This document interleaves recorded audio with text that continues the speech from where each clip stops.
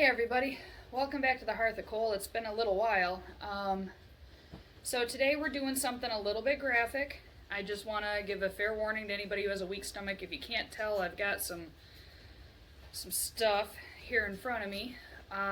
This is the hide from one of our deer that we harvested this year. So in another attempt to make leather, I am fleshing it out, and I got about halfway through the second one. I'm like, oh, you know who would really like this? Probably the people who come to see me at my hearth every now and again.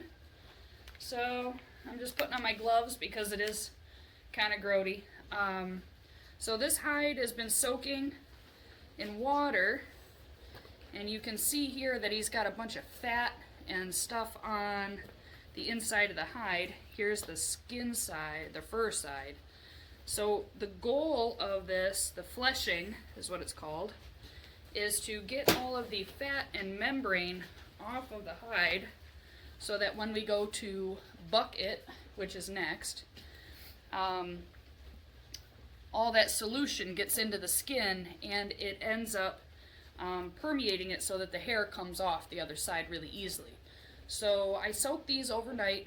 Next step is what I'm doing now, the fleshing and taking the membrane off. I'm in my garage, so sound quality probably isn't the best, but bear with me. All I did, and my hands are gross, but I can sanitize my phone, I guess. All I did to make my fleshing beam is, here's all the remnants of the first one. Take a cinder block on the end of a, I don't know what that is, about a 2x8, 1x8, and set it up with my little hobby horse here. There we go. And that gave me a stable surface to work off of. Get my hair out of the way. So all you do is you get kind of a dull edge. It just needs to have a bevel on it. I am lazy and I did not buy the proper tools, so I improvised. This is actually the knife that I would use to cut soap bars whenever I make soap. But it's a really strong blade. It's kind of dull, but it's got a little bit of a bevel on it, so it'll work just fine. And as you can see by the evidence on the tarp, it has been. It just takes a little bit of elbow grease. So all you do is you just start kind of at a chunk where there's some membrane. You can see it peeling away there. That's what we're going to do to this whole hide. Now I should, in interest of full disclosure, let you know that I have done fur before, but I have never made buckskin, so that's what I'm going to try to do with these two guys, well, guy and gal, and try to make buckskin with them. I'm really excited to see how it turns out. So we'll do a little bit more scraping and then I'll show you the next step once we get there. You want to try to make sure that you get as much of that fat and meat and membrane off as you can. You can see after I get that off of there, it leaves behind this kind of nice clean patch. There's some little stringies on there, but those aren't a big deal. They'll basically come off whenever I take it out of the bucking solution. Just means a little more work for me in the next step. My kids are anxiously awaiting Halloween decorations, so probably much like yours are. So I'm trying to kind of hurry through this, which is not recommended. They say take your time. If you get this step good, then, or if you do this step well, then the rest of the process is easier. But I'm kind of curious what the line is between well and well enough. So we shall see. And I'm just kind of working through in a methodical way, pushing all of that stuff off of here. You'll have to move the hide around as you do it. It is best to wear old clothes because you will smell, well, gamey at best while you're doing this. And you got to keep in mind this is all meat and fat and bacteria that has been soaking in water overnight, so it doesn't smell the greatest. But I'm hoping to have a really pretty finished product when we're done. You know what they say, you don't really want to see how the sausage is made. Well, I'm backwards, I guess. I like to know how to do things, and this is one of those things. So anywho, on to the next portion. This will be a really good illustration here. So we've got this nice white, kind of clean looking side, and then we've got the shiny, not clean looking side, and this scraping process gets that membrane off of there. I don't know which layer of epidermis this is, but maybe one of you can let me know in the comments below. I took anatomy and physiology. It was a while ago, guys. Don't judge me. Not that any of you are judgmental. I know better. And my dog has been pacing wildly because it smells so good to her.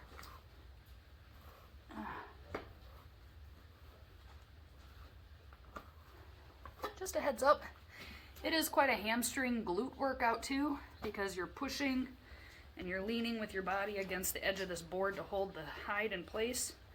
So it is definitely a workout. You don't have to do your strength training today if you're tanning a hide with me or fleshing a hide with me. And if you want any more information about how to do this, just drop me a comment. I can send you my resources. I've been looking at a couple of different things. One of them is Deerskins into Buckskins, and I'll post a link to their information. Another one is Traditional Tanners. I found a lot of good information there as well. So I'll put a link to both of those things in the description below. Ugh. Man, that's sticky. I might need to re-soak this guy. I have noticed that as this membrane dries out, it gets hard to get off. So if you need to re-dip your hide, I have a feeling that that would probably be okay. Of course, having not done this before, see how it comes off kind of stringy? It'll all come out in the wash. Hopefully, I don't want to smell like this tomorrow at work.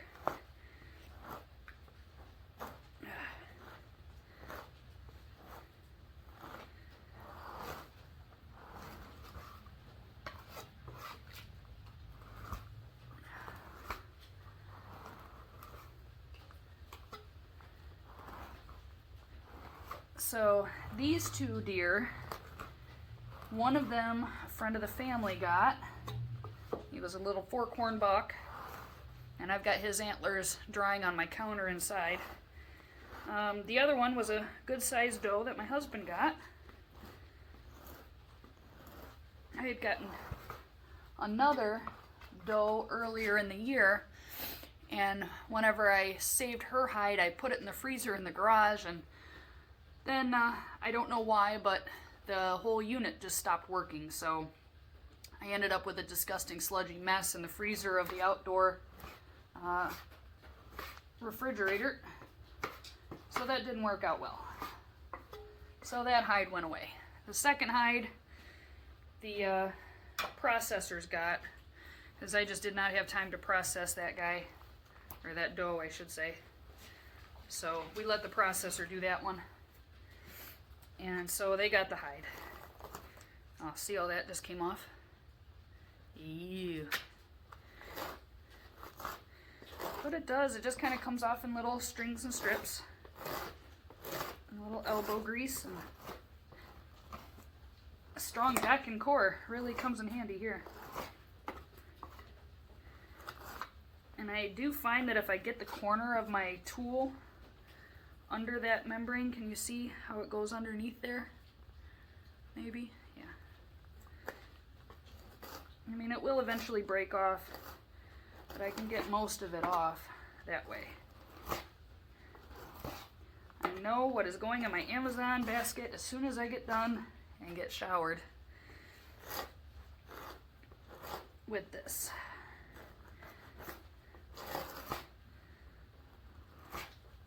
So the next step after this is to get all that hair off the other side so I can make leather. And all that requires, I've read a couple of different recipes. Some of them call for egg yolks, I'm sorry, that's for the tanning recipe. Alum and salt, or hydrated lime. I've even heard and seen recipes for potassium hydroxide, which is like a potash, a wood ash lye, and then sodium hydroxide is standard lye. That's used in soap making as well. Interesting, you use potassium hydroxide to make liquid soap, and you use sodium hydroxide to make hard soaps. Go figure. Anyway, more random knowledge. But there's all kinds of things to talk about, I guess, while we're doing this together. So we got time. This is not a fast process. And it's not an easy process. But I'm hoping it will make a really cool piece of leather that I can use for projects. We'll see that. So a lot of that, we'll see if that went down to the grain. It looks like it did. Where it was cut away from, let me see here, the neck. So that leather may end up getting cut off. We'll see what happens.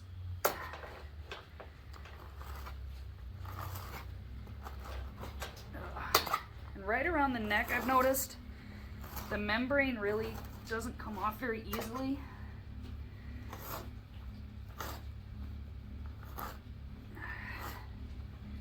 Seems to be harder to scrape it.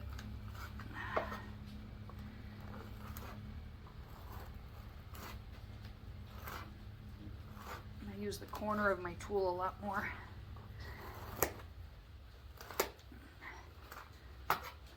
My bestest friend gave me a box full of porcupine quills that may end up coming in handy whenever I get ready to finish this piece of leather and make it into whatever I decide to make it into. At this point, I just want this whole scraping part to be done. Which is folly, because I still have to take the hair off.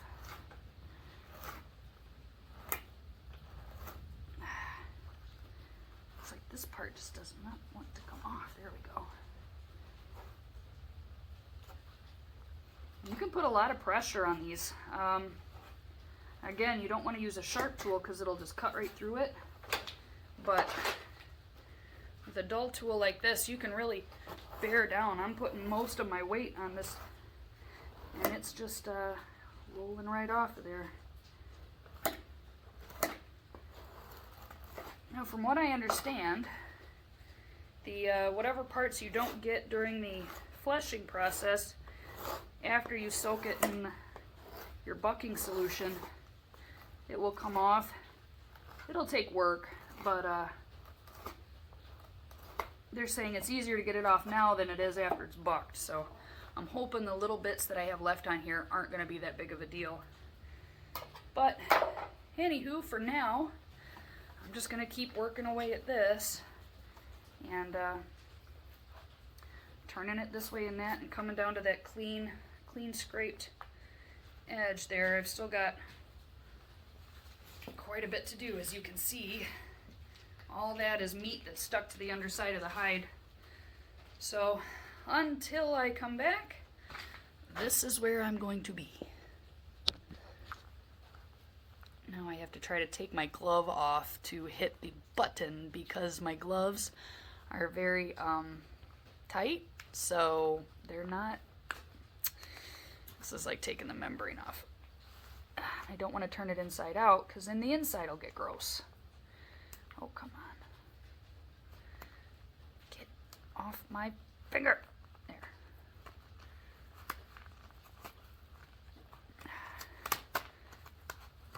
Ugh. Reminds me of those vet shows, you know, after they stick their arm up in the... Well, anyway, taking that glove off's got to be fun. All right, till next time, guys. All right, so we got the heavy work done. All the fleshing. You're gonna walk around with me for just a minute. So let's see if you can see here. So we've got 2 hides. You see how he's got all that meat and stuff off of it? Still got a little bit of fat clinging here or there, but I'm not gonna be too picky at this point. I'm tired. Anyway, so we got 2 cleaned, fleshed deer hides. He's such a nice, like, white color here. All the meat has been taken off. Most of the membrane's been taken off. So he's ready now to go into the buck solution. And the recipe that I decided to go with, because it's cheap and available, was the lime, using hydrated lime. I got this recipe and a lot of this method from Matt Richards. He wrote the book Deerskins into Buckskins. So you can find him on another YouTube channel. I think either he put it out or Traditional Tanners put it out. In any case, I'm going to follow the next step. So what they said on that channel was for every 3 gallons of water, you want 1 pound of hydrated lime. So because I have 2 hides, I figured, you know, whatever, I'll do a larger batch. This is the... Well, here, maybe I'll turn the camera around. So this is the lime that I bought. That's a 2-pound bag. And that should do it for the roughly 6 gallons of water that we're going to do. So I'm going to set you over here and I'm going to get this solution ready. Maybe if I can find a corner to put the phone down on. That works out fairly well. Okay. So I've just got a 5-gallon bucket. I'm pretty much estimating at this point because I have a 30-gallon garbage can to use. So we got, call it 4 gallons. I have to go get more water. I'll be right back.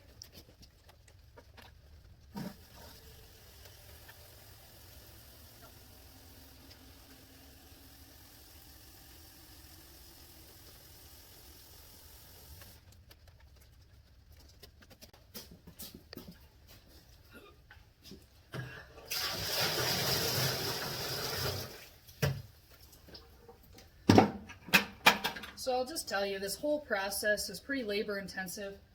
I can understand why a lot of people don't do it, but I'm really hoping that we can put future hides to use. You know, the better that I get at this, the more streamlined and efficient the process will get. At least that's the goal. So now we're going to take our freshly fleshed hides and put them in after I put in the lime. Thanks for reminding me. Ahead of myself, because I'm going to make pumpkin pie.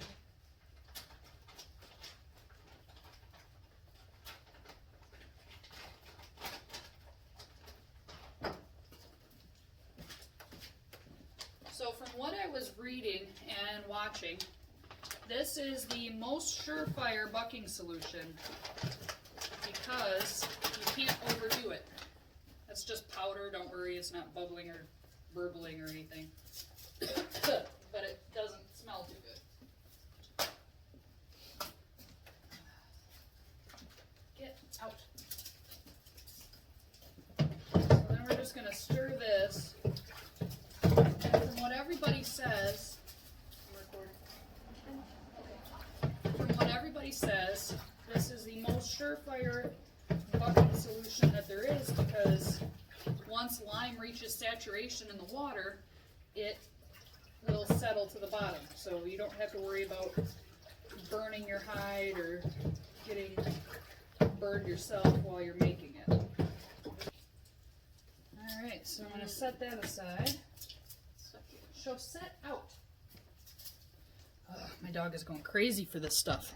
Alright, so I'm going to show you what the stuff looks like. That is lime water. Like I said, it's about 2 pounds, well it is 2 pounds, of hydrated lime in roughly 6, maybe 7 gallons of water. Where'd you get? So now I'm going to put in our hides and stir it. So we're going to take our skin hides, or flesh hides, and we're going to fold them so the hair is in. From what Mr. Richards was saying, I'm going to get a kind of in here. Kind of lay it in so that the skin is out. But we're going to stir it anyway, so I really don't know what the point of that is. And I'm sure I'll find out. So here's the other one. They're pretty good size. Pretty excited to make this. So then you just bubble, bubble, toil, and trouble. Stir it around. And they said you leave it in here for 2 to 3 days. Giving it a couple of stirs a day. I'm gonna make sure everything gets nice and saturated. And soaks up all the alkaline material in the lime. And the purpose of this is to get the hair to come loose from the other side.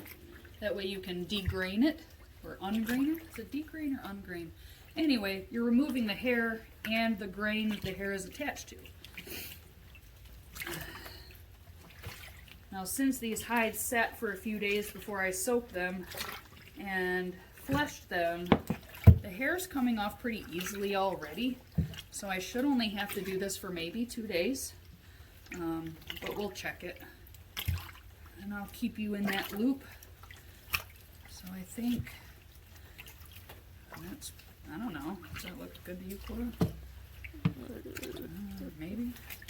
Oh, I've never looked at anything like this before. Yeah. Ooh, that'd be good for the belly bits of my drawing. That looks like milk, like the milk you just don't drink. Yeah, don't drink that milk.